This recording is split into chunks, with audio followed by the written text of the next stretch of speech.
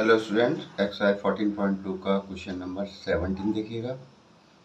A and B are event such that probability of A दे रखी है 0.42, probability of B event 0.48 and probability of A and B is equal to 0.16। तो determine करा रहे हैं। First part है probability of not A की, second में है probability of not B and third part है प्रोबेबिलिटी ऑफ ए और बी।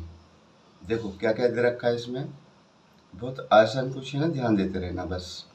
प्रोबेबिलिटी ऑफ ए दे रखा है हमें 0.42, सही है। प्रोबेबिलिटी ऑफ बी इवेंट दे रखी है हमें 0.48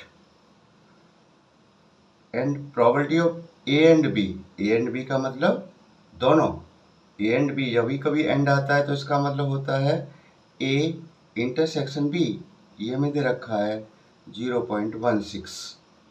ठीक है, तो सबसे पहला पार्ट करते हैं हम। फर्स्ट पार्ट में पूछ रहा है प्रोबेबिलिटी ऑफ नॉट ए, ऐसे लिख लो, ठीक है ना, कॉम्प्लीमेंट ए या नॉट ए। तो देखो जब भी हम किसी की प्रोबेबिलिटी नॉट ए की निकालते हैं तो उसे हम देखो कैसे करेंगे, 1 माइनस प्रोबेबिलिटी ऑफ ए, ठीक है ना। 1 में से अगर हम माइनस कर दे ए की प्रोबेबिलिटी को तो हमारा क्या आ जाएगा, ए नॉट की आ जाएगी। ठीक है, आप देखो तो probability of A not is equal to 1 minus ये कितना है 0.42, प्रोबेबिलिटी ऑफ ए 0.42 है, माइनस कर दो ये आपका आ जाता है 0.58। पहला आंसर आ गया आपका। सेकंड में कह रहे हैं प्रोबेबिलिटी ऑफ नॉट बी का मतलब बी का कॉम्प्लीमेंट, तो 1 में से बी को माइनस कर दो, प्रोबेबिलिटी ऑफ बी अभी जैसे किया फर्स्ट वाला।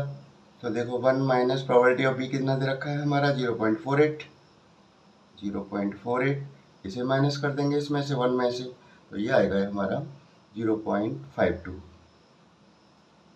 ये सेकंड वाले का आंसर हो गया।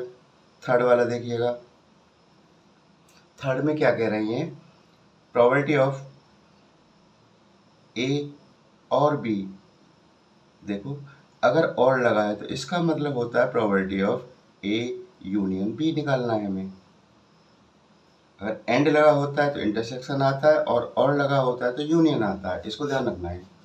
ठीक है, तो देखो निकाल देते हैं। हमारे पास फॉर्मूला है इसका निकालने का, probability of A plus probability of B is equal to probability of A intersection B plus probability of A union B. सारी चीज़ें हैं आपके पास। प्रोबेबिलिटी ऑफ ए दे रखा है 0.42 प्लस और प्रोबेबिलिटी ऑफ बी है 0.48 इज इक्वल टू, ये हमें दे रखा है देखो probability of A intersection B 0.16, ये निकालना है probability of A union B. तो इसे इधर ले आओ, माइनस का हो जाएगा ना, कर देते हैं इसको, सिंप्लीफाई करना है और इसमें कुछ बचा ही नहीं क्वेश्चन में अब तो। माइनस 0.16, इन दोनों को प्लस कर लो और इसे माइनस कर दो, तो ये हो जाएगा 4.9, 0.90 माइनस 0.16, इसे माइनस कर देते हैं, तो ये 4 एंड ये 0.74 हमारी प्रोबेबिलिटी आ गई। दोबारा से लिख दीजिएगा, A union B is equal to 0.74, that's it, ये आंसर हो गया इसका। इस तरह 17 पार्ट आपका खत्म हो गया। अब चलते हैं 18 वाले पे, देखते हैं 18 क्वेश्चन कर लेते हैं जल्दी से। देखो 18 क्वेश्चन की ये वर्ड प्रॉब्लम है, ध्यान देना है इस पर अच्छे से। उन्होंने कहा है in class 11 of A school 40% of the student studying math and 30% study biology and 10% of the class study both math and biology. If a student is selected at random from the class, find the probability that he will be studying maths और biology। देखो हर चीज को ध्यान से देखिएगा।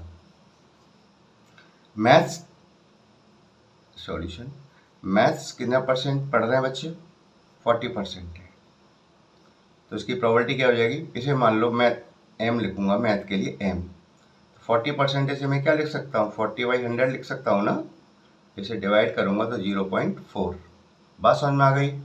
अब देखिए biology, biology पढ़ने वाले कितने परसेंट बच्चे हैं, 30%। देखो 30% है ना, 30% स्टडी बायोलॉजी, तो 30%। तो प्रोबेबिलिटी ऑफ बायो, बायो के लिए मैं बी लगाऊंगा यहाँ पे 30%, यानी 30/100 कितना आ जाएगा, 0.3। बात समझ में आ रही है। आगे देखिएगा, अब इन्होंने जो बोला उसको बहुत गौर से देखिएगा। 10% of the class study both maths and biology, यानी मैथ और बायोलॉजी दोनों। तो देखिएगा, जब बोथ यानी दोनों के लिए आता है तो हम क्या लगाते हैं, इंटरसेक्शन लगाते हैं। तो देखिएगा बोथ के लिए ऐसे लिख लो, पहले बोथ में कितना देखा, कितना परसेंट पढ़ते हैं दोनों बच्चे, दोनों क्लास, दोनों सब्जेक्ट 10% है ना, 10%। तो इसकी प्रोबेबिलिटी हो जाएगी मैं एम और इंटरसेक्शन बी, यानी मैथ और बायोलॉजी के बीच में क्या लगेगा, इंटरसेक्शन, क्योंकि वो दोनों पढ़ रहे हैं और दोनों के लिए या एंड के लिए क्या आता है, इंटरसेक्शन आता है। ये हमें दे रख, इसे हम कैसे निकालेंगे, 10% है, 10/100 कर दो इसको, तो जाएगा 0.1। ये बात समझ में आ गई। अब निकालना क्या है, find the probability that he will be studying maths और बायोलॉजी। हमें उस एक स्टूडेंट हमने सेलेक्ट किया है रैंडम क्लास में से, तो हमें इसकी प्रोबेबिलिटी पता करनी है कि उसके मैथ और बायोलॉजी, और का मतलब यूनियन होता है, यानी हमें निकालना क्या है, प्रोबेबिलिटी निकालनी है किसकी, maths union biology, M union B निकालना है। और का मतलब कभी भी आपको यहाँ और हो बीच में तो समझ लेना यूनियन, और एंड या बोथ हो तो इंटरसेक्शन होता है। ये हमें निकालना है। कितना आसान क्वेश्चन बन गया। देखो फॉर्मूला आपके पास है, ये probability of M plus probability of biology is equal to probability of M intersection B plus probability of M union B. ये हमें निकालना है और बाकी हमें तीनों की वैल्यू दे रखी है, सिंप्लीफाई करना है। प्रोबेबिलिटी ऑफ मैथमेटिक्स कितनी है, 0.4 है, 0.4 रखो। बायोलॉजी कितनी है, 0.3 है, और ये इंटरसेक्शन दे रखा है एम एंड बी का 0.1, तो 0.1 ये आपको निकालना ही है, एम यूनियन बी।